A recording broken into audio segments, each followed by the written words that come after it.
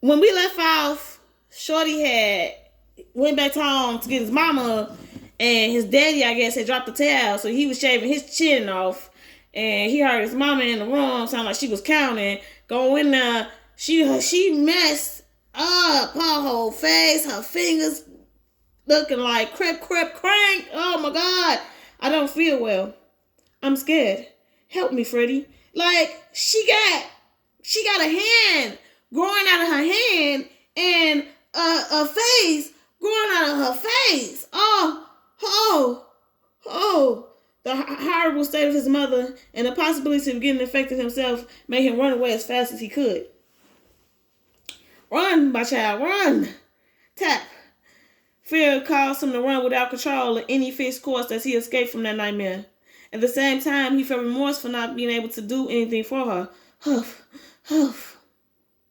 Trying to catch his breath, he realized that the temperature had gone down and that the absolute darkness now seemed overwhelming. And this man you got a flashlight? He got a flashlight. Whoo! I told y'all. Panic attack. It's like during the day, the night wouldn't be so bad, but night, oh hell no, cause it's dark now. It's already dark all fucking day. Now it's dark. Oh, Stop saying. Freddy continued walking, hoping to find his way back, but he felt more and more lost. Then he heard a melody. Don't follow it. It was like a music box, but the sound was distorted, as if coming from the radio. Don't follow it. There was a motionless woman on the road, and the music seemed to emanate from her. Don't go to her. After a few seconds, she began to speak. Eens, no fool, eens. Run, my nigga. Gasp. Eens, see, no. I'm saying run. I said run. You was not listening. What's going on with her body? I can't tell if she got five, if she got like 3 different heads. She got like 5. Is a person on top of a person? Tap. Ah! Hey, easy. It's me. I've been looking for you. Where's your mother? She dead, my man. Freddy. Oh, kink. That means just hug me. After the reconciliation, they returned to the meeting point. Everyone was already there waiting for them. Okay. Some off about it, some different, something wrong. You're like, okay, something ain't wrong with her. You don't know that. I don't know that. She been gone. She wasn't with us. She could have got that thing. She could have got that disease. She could have got that disease. She could have got that disease. She could have got that disease. She could have got that disease. Oh my goodness. I got it. Without sparing a moment, they put on masks and gloves and headed for the woods, ready to leave Monroe. Walk through the woods, okay? He looking back. Aaron, are you okay? Yes, I'm just a bit tired. After a few minutes of walking, they ran into the barrier they'd been inspecting. It was the same as they'd seen on the road. The fierce repetition of the trees was so thick it was impossible to go through. So what y'all gonna do? Y'all gonna climb it? They had no choice but to walk beside the wall, hoping to find an opening they could slip through. It could take a week to cut this wood. Hello, sir. We're also trying to get out, but it could take a week to cut this wood. Matt, he's sick. We better not get too close to him. Yeah, you can't even tell. It's like you'll be walking down and you don't even know. It could take a week to get through this week, to cut through this wood. And what? Dude, buddy done got stuck. He was looking at it and got stuck. Dang. We've been walking for hours, and there seems to be no way out. Isn't there something else we can do? Maybe we could try to get through the mine. No. What mine? Don't you remember it? It's been abandoned for many years. Someone once told me that it connects to the outskirts of town. Maybe we could get out of here if we go through it. What do you think, Aaron? Aaron? Oh my goodness, Aaron. We done lost Aaron. We have lost Aaron. Oh, snap. Her light is Aaron? We lost Aaron. Oh, we lost the child. Aaron. A strange sound caught Matt's attention. Freddy, over here. He running over there. As he got closer, he could hear it more clearly. It was a melody. Don't go! Aaron, don't go to the voice. Don't go to the melody. Don't go to the melody. Don't go to the melody. Don't go to the melody. What are you doing? Where's your mask? She got caught. The thing got her. The thing got her. The thing got her. Matt, that music? The thing got her. Ah! Aaron. Ah! Oh. Aaron, your head? Get up, please. We can't stay here. We have to leave. Oh my God. It's a head. But Freddy, my sister needs me. Matt, she is not your sister anymore. No, her head's coming out of her head. She got 3 heads on top of her head. Oh, Eames. 3. Oh, I can't breathe. Aaron. Why you remember her stepping on the bird? Why is that what you remember when thinking of your sister? Then y'all crying on her funeral. For now, we have to stay together. We have to stay together. We have to stay together. Freddy, let's go. Let's get out of this fucking town. Yeah, let's get out of this town. Cause, Matt pushes aside the terrible pain as best as he could and focuses on one thing: saving Freddy and leaving my rule together. Gasp. Okay, the town looking jacked up. Tap, tap. Okay, an impossible, surreal phenomenon loomed in front of them. The houses repeatedly chaotically raising up into the chilling blackness. Ooh, the houses is gonna start stacking on top of each other, repeating each other. Oh my goodness. Oh my goodness. This just. The old man was on the other side of town. They had no choice but to get through the houses. This is going to be scary. Boom. A strange noise made him turn around. Don't turn around, go forward, and don't look back. The repeating of the houses had created a wall blocking their way back. Damn. You ain't got no choice but to keep forward at this point. Trapped in Monroe's core, Freddy and Matt moved through the surrounding houses. The buildings grew as though possessing a life of their own, threatening to crush them with their walls. I'm scared. The farther they advanced, the more disturbing their predicament became. I'm talking about they looking at people who were like, their arms started repeating their damn sex. Like their arms just kept growing. They kept growing more arms until they died. Trying not to get through, not to touch anything. They moved quickly to get out of the nightmare as soon as possible. Oh my God. How are you moving quickly? I'm scared. Fuck. There's no way out. Oh, over here. Maybe we go inside. We can get through. Because I was about to cry. Oh my God. We is dead. This motherfucking is about to crush us. Why? All right. We got to go in the house. Okay. Despite the nature of the situation, they couldn't help but feel threatening as they walked into the private place where they had not been invited. Tap. Don't look around. Don't look around. That's your problem. You need to be focused on looking for an exit out of that house so you can be on your way to on your way forward. You don't need to be looking through windows, peeking through bedrooms, none of that shit. Fuck that. But he gonna look. There's a fire. A man standing in front of the fire. Oh! He got those. Ooh. Who are you? What are you doing in my house? Get out of my house. The man got a head full of eyeballs. They take off running. Do not go upstairs. Why would you go upstairs? Huff, huff. No, don't go upstairs. Tap, tap, tap. They run up the stairs. How far does this thing go? These stairs never end. Oh, y'all done got stuck out on the stairs. Oh, and the stairs going up. Tap, tap. This is my house. Oh my goodness. They're going up in the stairs. They're being chased by a man with all eyeballs.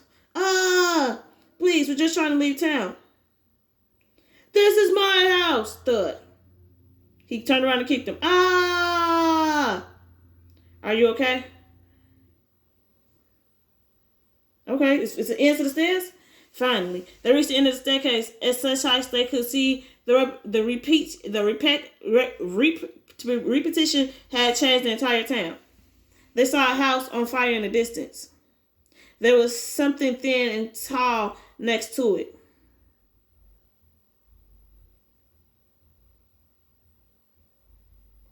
Heads.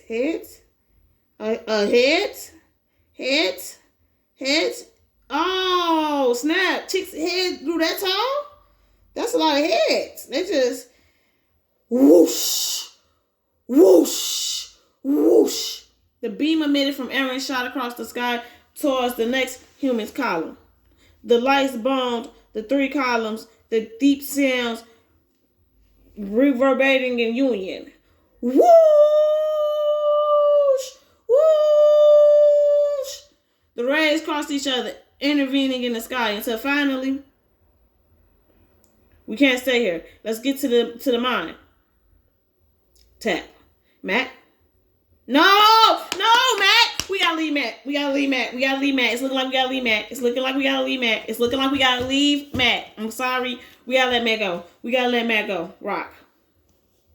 We gotta let Matt go. Paper. We gotta let Matt go. Scissors. You count to 20 while we had. 1, 2, and 20. Ready or not, here I come. Okay, he's back to being a kid. Whoosh. Hey, I saw you. Tap. Don't cheat. I already seen you. You can't hide again. Gasp. Where's the person's body? Matt? Aaron? Whoosh.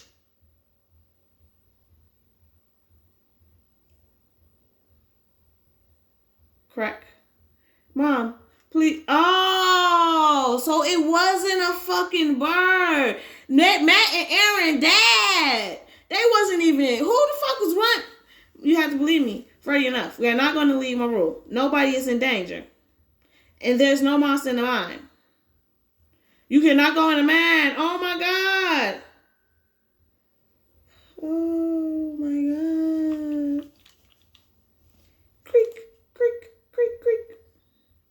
Hello? Is anyone here? At that moment, he realized that any sound fell victim to the echo inside the mine, and he became afraid of his own steps. Freddy arrived at the intersection. He paused for a moment, wondering which way he would choose. The decision was made for him when he discovered the door on the right was locked. The thought that the mine might repeatedly, endlessly, and that he'd be lost forever made him quicken his speed. He soon came across stalactites reaching down from the ceiling.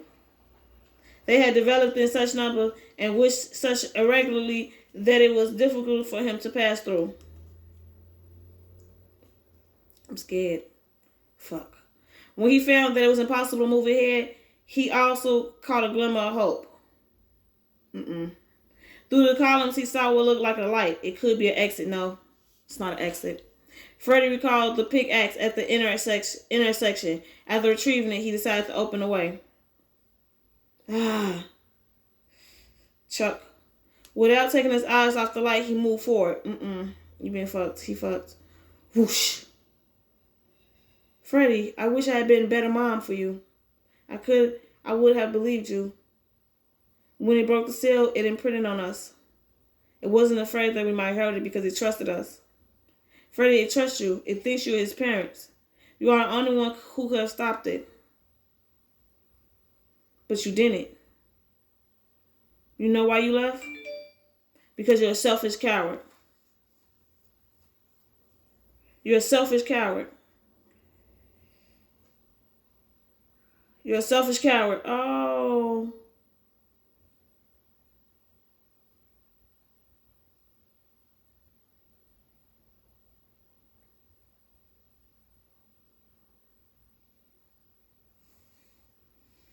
Yeah, so Freddy saw the thing hatch.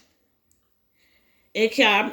Figure it killed Matt and Zoom, so they really wasn't alive. And We need to look at the past in order to walk toward the future. She giving him some drugs. Thanks to the memory, we learn from mistakes, evolving and opening our way in life. But there are those invented in us not remembering. They erase and replace our history, stopping us from progressing. While we keep running in circles, oblivious, they take advantage of our blundering routines. She drew his blood and now she's giving it to herself. And we became their constant source of nourishment.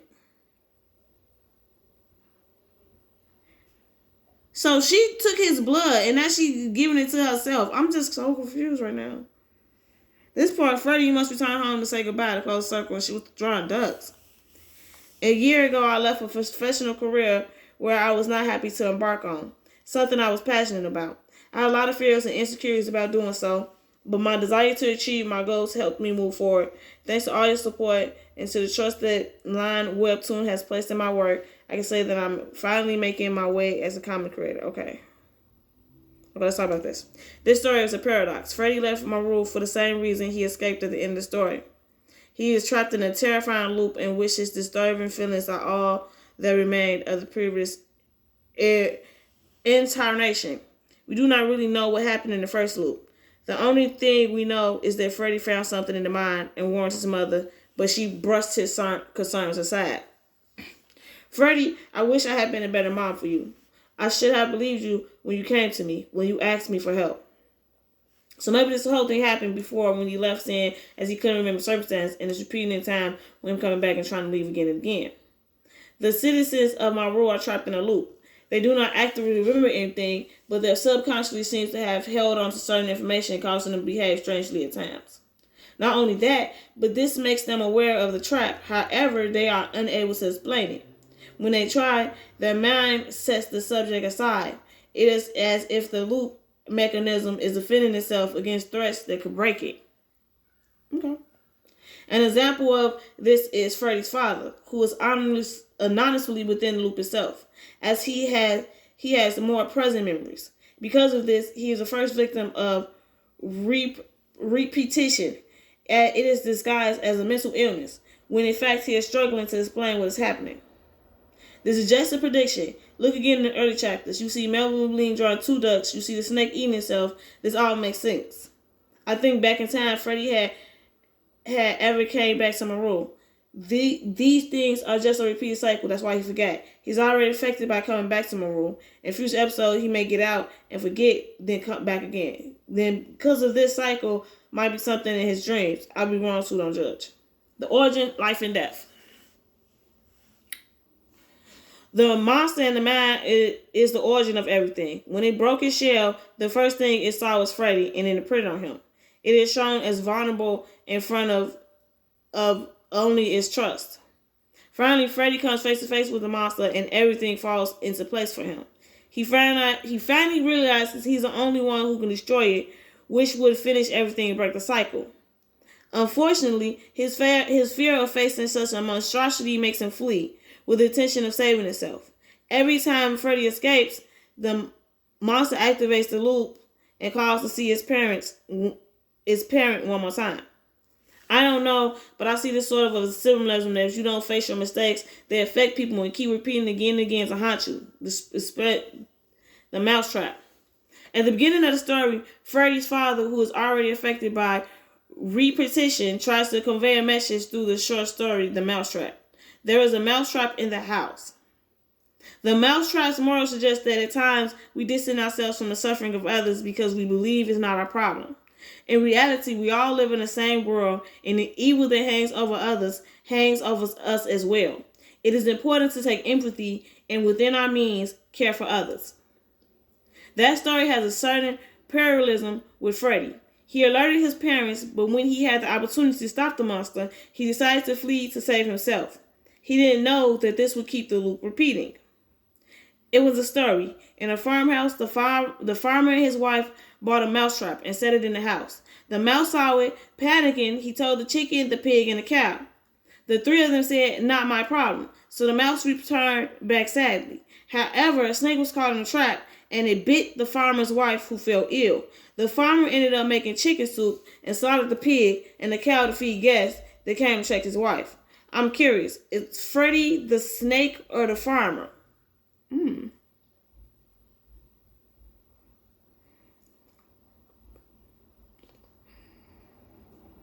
The monster. The monster appearance in the mind is not accidental. Melvin is responsible for it, and we see his birth repeated symbolically in Freddy's past. They are in fact irrelevant in titles. The monster and Melvin keep Freddy in the loop and are responsible for both his memory loss and his turn to mornau. Melvin achieved her goal in Harry's arm, but in the chapter Chairs, she did not have the same luck. Thus, she's using Freddy's endless tragedy as a source of substance. I knew she didn't have anything good. Like, I'm like, she drew his blood and now she pumping it in her body. Like, what? Melvin's objective was always bad. In the first story, we know that her intention was to kill her patients. In chess, she fails to do so she got angry. When she tells Freddy to go back to close the circle, she meant literally. When Freddy got back, the repetition happens. The circle is closed. The first scene is a dream, so there are some things that disagree with reality. Freddy's appearance is a mixture of how he looks now and how he appeared upon first meeting the monster. This fusion of identities is to suggest that he has no past or future. Everything overlaps in the same loop. When he enters the mind in that dream, the hands that trap him are those of Melvin, hinting that he is also a victim of her trap. For this reason, in the following panel, I showed Melvin's hands. At the end of the story, the human figures we see around the monster are repressive of syphilis. Syphilis is a character in Greek mythology who is trapped in an internal punishing task. He rolls a large rock to the top of a mountain, but it always rolls back down. This is causing him to start over, and the process was without end. The man carrying the boulder, the encircling a circle, does it have... Okay, he answered that. Clank. I remember how I pointed out the bobblehead. The bobblehead in Aaron's car represents Freddy, who is unable to see the reality he truly faces, while the needles of Melvin had turned his tragedy into a constant source of nourishment. I knew it meant something. The mob seems to suggest that Matt and Freddy would try to escape together, though without success. The skull face is a nod to the movie The Silence of the Lamb. I knew them. I pointed all this out to you. The German numbers are related to radio broadcasts during the Cold War, such as the Swedish Rhapsody. You can find it as searching for a Swedish Rhapsody number station on YouTube. Some people believe that these number stations were there was aliens, signals, or paranormal events. It also speculated that they were encrypted means of communication used in espionage. Some operate to this day. And more rule, the human columns are antennas that emit German numbers 105, 116, 39, 115, 32, 114, 101, 97, 100, 121. You have to decode it from decimal to text, blank spaces included, and you will get the message, it's ready. This causes the Shamarkzy triangle to appear over town, indicating that the monster is ready to reset the loop. All the stories in Melvin therapy are connected. Small hints in each story indicate what the next chapter would be about. Here is where I will share some examples. Yep, that's true. You kind of peep it. You just gotta pay attention.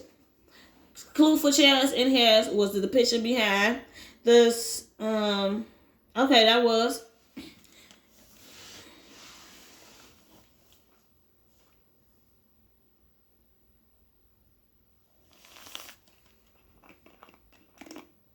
There are more details, but I will leave them for you to discover. Back in Monterey is a tribute to all the Cursed Town stories that I enjoy so much as UC, Silent Hill, Forbidden Siren, and Twin Peaks. We also find more simple nods. The Sign in Monroe is inspired by The Sign in the Lynch series. This woman in the waiting room is Annie from the movie Misery, based on Stephen King book. The scene of Child Girl from Silent Hill.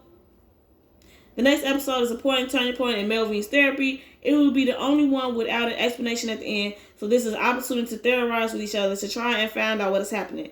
I need some time to prepare it, so as I'm asking you to have patience, we're going to... Leave that like. Hold on. Let me see where we at. Okay. Leave that like, comment, and subscribe down below. Oh my God. That was so good. Tell me if you was liking it. And then don't even tell me. You liked it. Like, you liked it. It's okay. You liked it. I'm trying to decide if I want to go ahead. Yep, I'm finna do that. Y'all finna be, I'm like, y'all gonna be like, Twiz, what is you doing? Breaking the internet? I'm sorry. I apologize ahead of time right now.